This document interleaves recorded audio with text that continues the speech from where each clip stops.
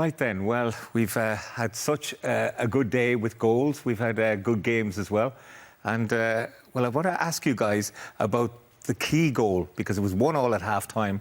Was 2-1 the most significant one? Yeah, I think probably. I think they get away. I think Austria are being on top at this point. I think Poland haven't really offered anything in the second half. And then it's just the nature of the goal. It's great from Austria. It's brilliant. Step over for Arnautovic, touch here, wonderful. But he seems to have so much time in the pocket, doesn't he? Yeah, it's like we spoke about at half-time, how passive Poland were and getting up to the ball. And look, it's lovely play, and the keeper takes a wee seat there, and kind of just makes it a lot easier for the finish. But look, there's no real urgency to get out and get pressure on the ball. Like, he's on the edge of the box. He takes a touch, sets himself up, and there's just no one like throwing their bodies on the line, like trying to get up and you're playing in a major championship. Like, get up and try and stop the shot. There's just none of that, and there was none of that from start to finish from Poland. What about the penalty then? Arnautovic, the man to take it, and we could see how pleased he was with that.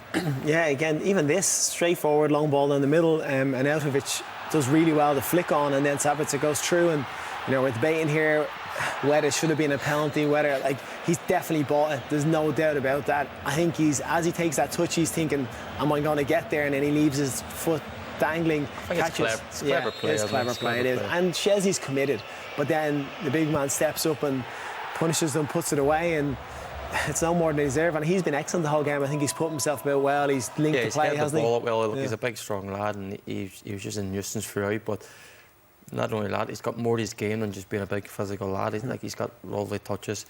The step over for the second goal, although he went for the 1-2. But the cleverness opens the space for Baumgartner, and he finishes it off well.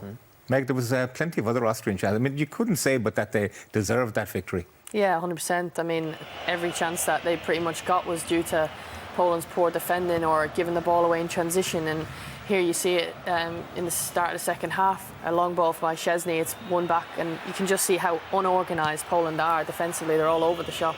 There's no structure to them. Again, a set piece, another ball unmarked at the back post, back across, and clearing the ball. But I think they're just being pulled to and from. I think the midfield three for the whole game for Poland were trying to run the width of the pitch, because the back five didn't want to have to step out and press, which left them quite isolated. And poor clearances like this one here led to more chances for Austria. And I mean, if it's not for Szczesny here, which is a wonderful save, it's 4-1, and the game's long gone. But it's just really, really poor by Poland, and it's not taken away from Austria. But just look at the urgency again. Like, I know we keep going on about it, but there's no urgency. It's like, it was just flat. There's no for being a major tournament, when he rounds the goalkeeper there, the centre back kind of stops his run. Just waiting to see what kind of unfolds, rather than like being proactive and trying to make something happen. It's almost like, I don't know, because Lewandowski wasn't going to be there and he's been a talisman, the last two games have they gone into them not being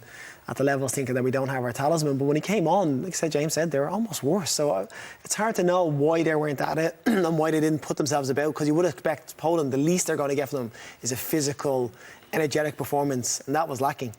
And they had probably plenty of support in the stadium, so that wasn't the issue. What about the Polish chances? Do you think that they did enough over the game?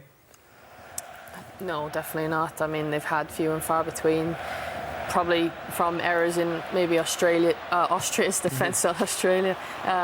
But apart from that, they really didn't get to grips with the game. Like I said, they were really passive in defending, and then they were so far apart between the lines that when they did win it back, it was so transitional for them. This is probably their best opportunity. And that comes in the 92nd, 93rd minute. Like, the game's already gone. They just didn't do anything, did they, really?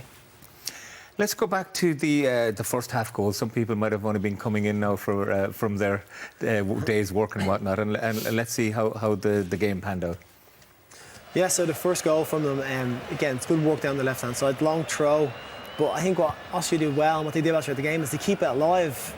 They get the ball back, second recovery, and then this is a really good ball in. But the header, the angle, he's so far past the foreign post. They'd be able to redirect this, get the power on it, and get it past Szczesny before he can even react. It's a wonderful header, it really is. Excellent goal to open it, and then Poland somehow get themselves back into the game. Yeah, it's just a lofted cross to the back post, flicked on by Austria's defenders, and they're not switched on. There's 2 players free on the edge of the D, and it's a tap in for Pitek. And it came from a set piece, to be fair, for Poland. And like I said previously, they have worked on them obviously because they're scoring goals from them and they've got an aerial threat and just keeping it alive in transitions. But that was probably their 1 or 2 chances that they've had in the game, and they've only took 1 of them. We were making the point earlier that there is a lot of Polish people living in Ireland now, will have been watching today. That's the end for them of this tournament, would you think? Yeah, 3 points if they can win against France in the last game, which is a massive task. And then even at that, you've got a massive goal difference. We're talking off air about the 3 points, and will that be enough to get you a best 3rd place? There's still a long way to go with other groups as well, having not played their second game yet. So, I mean, they're probably hoping for a lot of luck going into the 3rd game before it even starts. But yeah, it doesn't seem possible right now. Based on them the first 2 performances, I would say they haven't a hope in hell and beating France, if I'm being honest. Well, honestly, the best policy. We're going to look ahead to the game coming up, of course. But Austria against the Netherlands now, you know, they'll fancy their chances probably. Of course. Obviously, it depends on how tonight goes as well. Yeah, look, they're full of confidence. Like I said, it was quite an easy enough game in the end of for them today. Like Poland possessed nothing really of a threat. But look, they're going to the Dutch game now, and they'll definitely fancy their chances. Look, they gave France a scare the other night, and they're no mugs. They're a good side, and they're well organised. And I think they'll get after the Dutch and see what the Dutch have to offer. We'll see what the Dutch have to offer tonight as well.